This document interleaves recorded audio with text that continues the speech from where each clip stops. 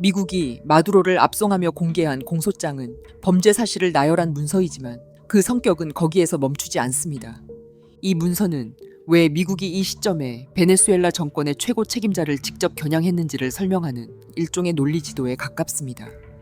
표면에 드러난 혐의는 마약 범죄이지만 공소장을 읽어 내려가면 미국이 설정한 문제의 범위가 훨씬 넓다는 점을 확인할 수 있습니다. 미국 법무부가 밝힌 핵심 혐의는 마약 테러리즘입니다. 공소장에 따르면 마두로는 1999년 무렵부터 수십 년 동안 이른바 태양의 카르텔로 불리는 마약 조직과 공모하여 코카인을 미국으로 대량 유입시키는 데 관여한 혐의를 받고 있습니다. 베네수엘라 정부와 군이 이 과정에서 조직을 보호하고 지원했다는 내용도 포함되어 있습니다. 코카인 밀수입 음모뿐 아니라 이를 실행하는 과정에서 기관총과 폭발장치 사용을 공모했다는 혐의도 함께 적시되어 있습니다. 이 공소장은 개인 범죄가 아니라 국가 권력이 범죄에 연루됐다는 서사로 작성되어 있습니다. 공소장에는 마두로 개인만 등장하지 않습니다. 그의 배우자와 아들, 베네수엘라 고위 관리들이 공범으로 함께 적시되어 있고 미국이 외국 테러 조직으로 지정한 범죄 조직 지도자도 포함되어 있습니다. 이를 통해 미국은 베네수엘라 권력 전체가 이 범죄에 관여했다는 인식을 강조하고 있습니다. 이런 방식은 향후 법적 대응뿐 아니라 외교적 조치까지 정당화하는 데 활용될 수 있습니다. 공소장은 법정 제출 문서이면서 동시에 국제사회에 던지는 메시지이기도 합니다. 트럼프 행정부는 이러한 혐의를 근거로 카리브해와 동태평양에서 마약 운반으로 의심되는 선박을 공격해 왔습니다. 이 과정에서 인명피해가 발생했고 국제법 위반 논란도 뒤따랐습니다. 미국은 이 작전을 통해 미국 사회로 유입되는 마약의 상당 부분을 차단했다고 주장했습니다. 그러나 이 주장에 대해서는 좀 더 명확히 해야 할 필요가 있습니다. 이 문제에 대해서는 미국 내부에서도 꾸준히 의문이 제기되어 왔습니다. 질병통제예방센터 자료를 보면 최근 미국 내 약물 과다 복용 사망의 대부분은 합성 오피오이드, 특히 펜타닐과 관련이 있다고 보고되었습니다. 코카인으로 인한 사망은 그보다 적은 비중을 차지합니다. 코카인의 생산과 유통 경로 역시 공소장의 서술과는 거리가 있습니다. 미국 마약 단속국 자료에 따르면 코카잎은 주로 콜롬비아, 페루, 볼리비아에서 재배됩니다. 미국으로 유입되는 코카인의 상당량도 베네수엘라가 아니라 콜롬비아에서 생산돼 멕시코를 거쳐 들어옵니다. 베네수엘라를 경유하는 물량이 존재하는 것은 사실이지만 전문가들은 이 물량의 상당 부분이 유럽으로 향한다고 분석합니다. 공소장이 제시한 베네수엘라 경유 물량은 세계 유통량의 일부에 해당합니다. 이런 수치들을 종합하면 이번 공소장의 마약 서사는 미국의 개입을 설명하는 유일한 이유로 보기에는 설득력이 제한적입니다.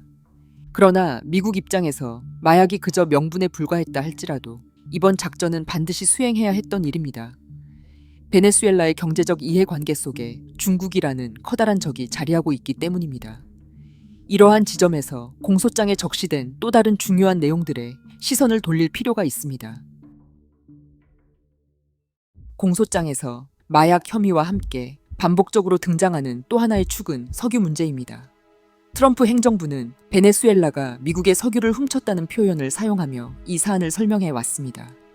이는 범죄 혐의라기보다 권리 회수에 가깝습니다.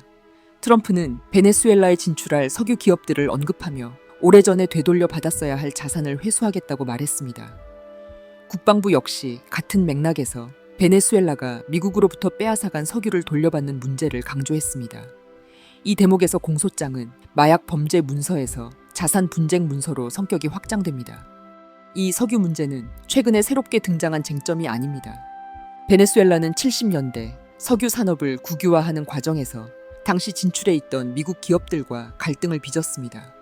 엑손과 모빌, 이후 합병으로 탄생한 엑손 모빌, 그리고 훗날 쉐브론이 된 걸프 오일 등이 영향을 받았습니다. 베네수엘라 정부는 당시 일정한 보상을 약속했으나 이행되지 않았고 이후 우고 차베스 정권이 오리노코 벨트의 사업권까지 국유화하면서 분쟁은 본격화됐습니다. 엑손모빌과 코노코필립스는 철수한 뒤 국제 중재 절차에 들어갔습니다. 국제상공회의소와 세계은행 산하 국제투자분쟁 해결센터는 베네수엘라 석유 공사가 이들 기업에 거액의 배상금을 지급해야 한다는 결정을 내렸습니다. 수십억 달러에 이르는 배상금이 책정됐지만 베네수엘라는 경제 제재와 내부 부패, 생산 감소로 이 금액을 대부분 지급하지 못했습니다. 이 미해결 분쟁은 수년간 잠복해 있다가 마두로 체포와 함께 다시 수면 위로 올라왔습니다. 공소장에서 석유 문제가 강조되는 이유는 이 분쟁을 법적 정치적 문제로 다시 묶어내기 위한 시도로 읽힙니다. 미국의 시각에서 보면 베네수엘라는 범죄 혐의의 대상인 동시에 회수해야 할 자산을 보유한 국가입니다. 하루 수백만 배럴을 수출하던 베네수엘라의 석유 생산량은 마두로 집권기 동안 크게 줄었습니다. 생산이 회복될 경우 그 영향력은 다시 커질 수 있습니다.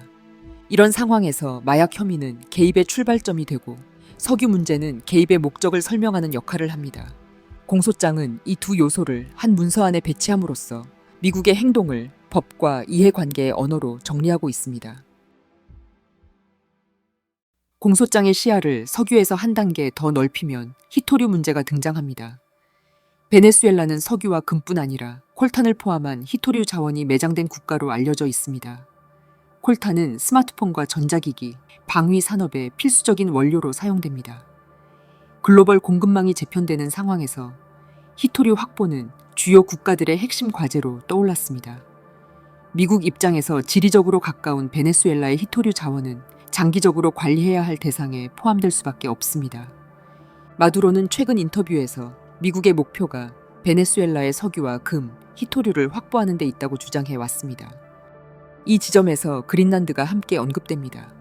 오늘 미국 국토안보보좌관 스티븐 밀러의 배우자인 케이티 밀러가 트위터에 올린 사진은 여러 해석을 낳고 있습니다. 그린란드 지형이 미국 국기 형태로 표현되어 있고 여기에 순이라는 문구가 덧붙었다는 점에서 상징성이 강합니다. 그린란드는 북극 항로, 미사일 방어, 히토류와 에너지 접근성 등에서 전략적 가치가 큽니다.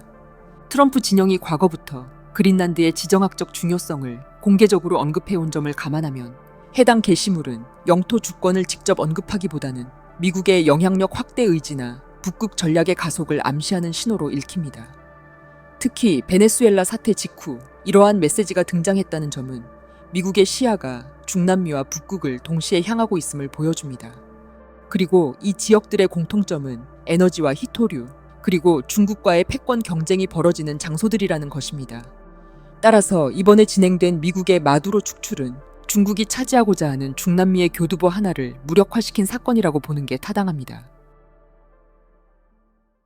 이렇게 보면 마두로 공소장은 범죄 혐의를 적시한 문서이면서 동시에 미국의 자원 인식이 반영된 문서입니다. 마약 테러리즘은 법적 개입을 가능하게 하는 명분을 제공하고 석유와 히토류는 그 개입이 향하는 방향을 설명합니다. 미국은 이 두 요소를 결합하여 베네수엘라 문제를 국제 범죄와 미해결 자산 분쟁의 영역으로 끌어올렸습니다. 이 문서는 왜 지금 베네수엘라인지, 왜 이 방식인지에 대한 미국의 답변이라 할 수 있습니다. 중남미의 마약 문제를 시작으로 석유와 히토류, 그리고 그린란드까지 이어지는 논의는 미국이 자원과 안보를 하나의 시야로 묶어 바라보고 있음을 보여줍니다. 또한 미국의 베네수엘라에 대한 강경 조치는 중국을 향한 압박이기도 합니다. 중국은 오랜 기간 베네수엘라산 석유에 의존해왔고 베네수엘라는 그 대금으로 중국산 공산품을 대규모로 수입해왔습니다. 이 관계는 양국 모두에게 실질적인 이익을 제공해왔습니다. 그러나 이번 사태로 베네수엘라의 국가 기능과 자원 통제가 흔들리면서 이 연결고리도 함께 약화되고 있습니다. 이는 에너지 확보와 수출 시장을 동시에 고려해온 중국에 부담으로 작용할 수밖에 없습니다. 베네수엘라 사태는 중남미의 전국 변화에 그치지 않고 미중 경쟁 구도 속에서 중국의 자원 접근 경로를 압박하는 효과를 낳고 있습니다. 한편 많은 사람들의 기대와 달리 현재 공개된 미국 공소장에는 부정선거 또는 선거 조작 관련 혐의가 포함되어 있지 않습니다. 미국 법무부가 제기한 범죄적 요소는 주로 마약 테러 공모, 코카인, 밀수입 음모, 무기 관련 혐의 등입니다. 미국은 베네수엘라 선거 과정의 불투명성과 민주성 훼손을 비판해 왔지만 실제로 기소와 법적 혐의로 연결되지는 않았다는 점에서 많은 이들에게 아쉬움을 남기고 있습니다. 시청해 주셔서 감사합니다.